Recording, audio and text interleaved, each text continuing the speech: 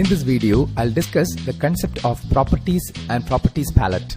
In AutoCAD, we will get a special interface called palettes, and most of the palettes can be accessed by pressing the control key and certain numeric keys.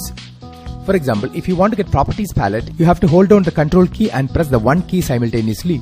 This is the interface. And if you press Ctrl 2, you will get Design Center palette, which is meant for a different application. And if you press Ctrl 3, we will get Tools palette. But Ctrl 0 is basically used to clear the screen.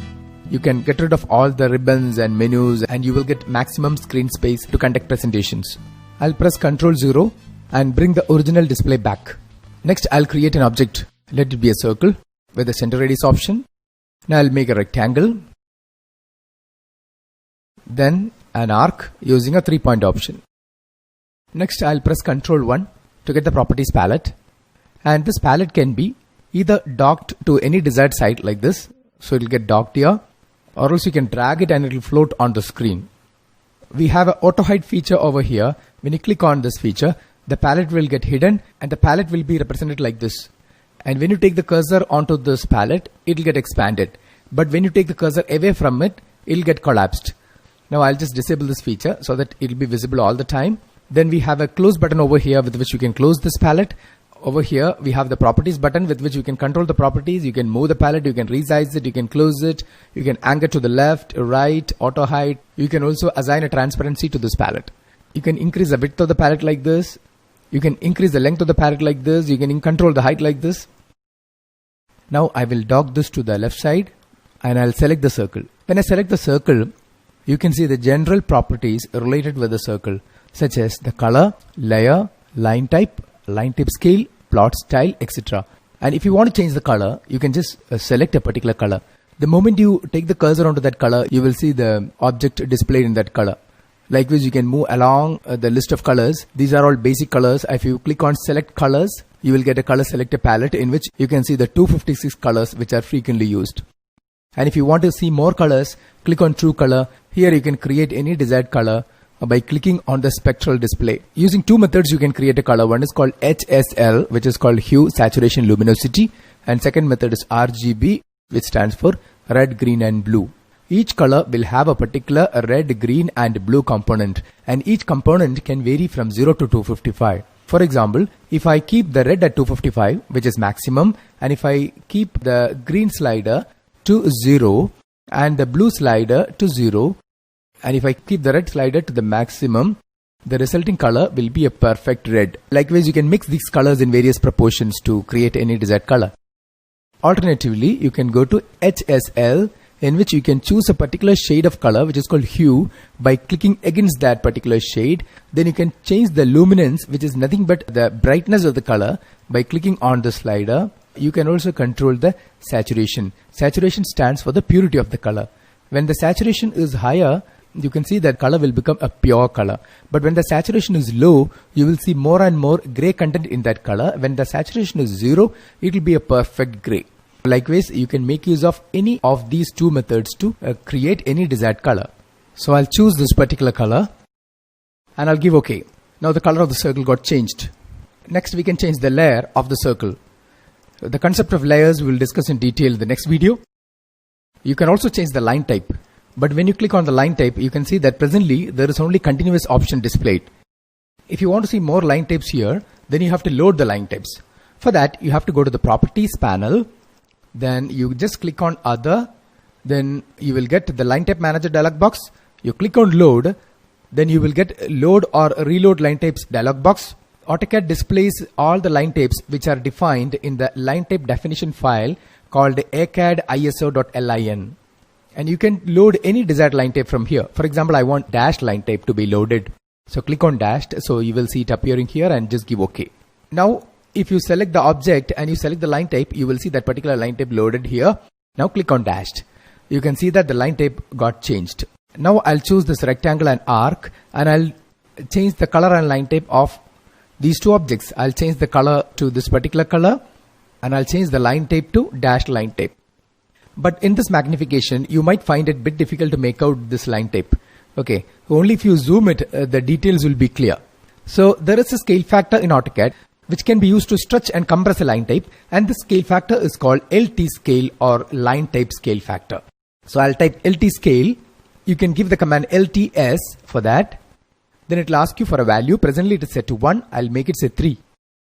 Now you can see that the line types got stretched, as a result of which the spaces and the length of the dashes are more legible and visible now. Such a control of line type is called the global control of line type scale. But the line type scale can also be controlled locally. For that, you have to select the object and you can change the value here. You have a line type scale over here. I'll make it say 3 again. So only for this particular object, the line type scale is changed. Hence, the line type scale can be controlled globally using the LTS or line type scale command, and it can be changed locally by using the properties palette. Next, we will see the next property is line weight. I'll select the object and I'll choose a particular line weight. I'll give say 0.5. Even after providing the line weight, it is not visible. You have to activate the line weight button at the status bar toggles. Now it is visible. When you provide a line weight, it is as if you draw with a dark pencil or with a pen with a wider tip. Next property is transparency. I'll select this object and I'll click on transparency and I'll give a value 50. When you press escape, you can see that this object is displayed as a transparent object and the brightness of this object will get reduced. And next property is called thickness. Thickness is nothing but the surface that is generated from a profile in the positive z-axis direction. See, presently, apart from x and y, there is also an z-axis which is pointed towards us. And if you provide a thickness, I'll just click on the object and provide a thickness of say 50. Only if you change the view, you'll be able to see this thickness. And if you want to change your view, the easiest method is click over here, then you select southwest isometric. You can see the thickness which is given.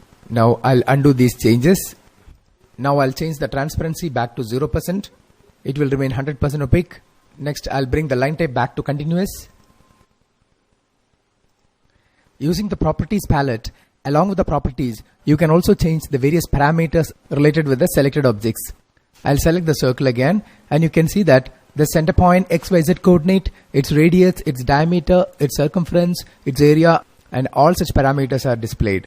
Suppose if I want to change the center point to a different location, suppose if I want to change the X coordinate of the center point, just click over there. You can specify it using the mouse. When you click on this button, you can manually specify it to a different location, or else you can type a value. Instead of 3091, I can give say 4000 to move the circle. And if you want, you can change the radius to a different value and the diameter can be changed and even the circumference. Suppose if I want the circumference to be 2200, so that change will also get accommodated on the circle. If you select more than one objects at a time like this, then it won't show you the parameters because AutoCAD cannot find any parameter which is common to these two objects. But you can change the properties. Like you can change the color of these two objects together. Likewise, the properties can be changed.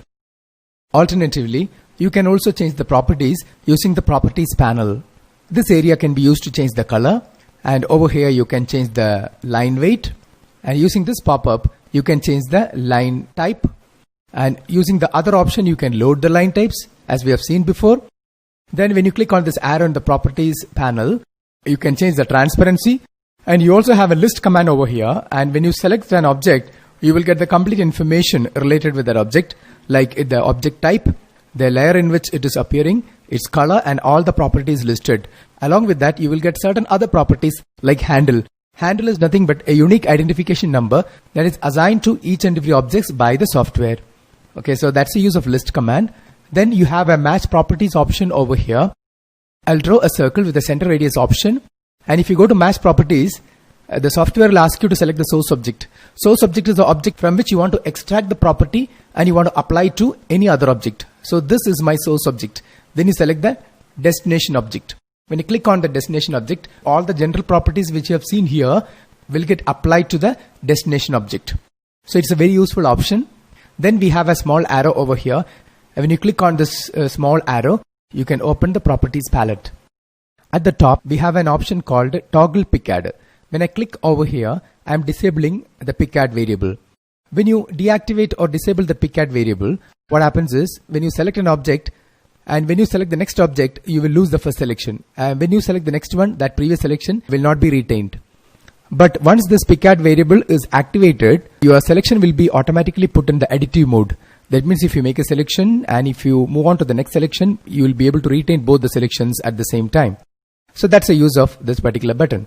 Then we have a select object button using which you can select any number of objects. The software will show you the properties and parameters related with that object. And we have already explored the quick select dialog, which is used to perform selection based on the criteria or conditions specified by the user. I have already covered this topic while talking about different methods of selecting objects. So that's all about the properties and properties palette. In the next video, we'll have an in-depth exposure on the concept and application of layers.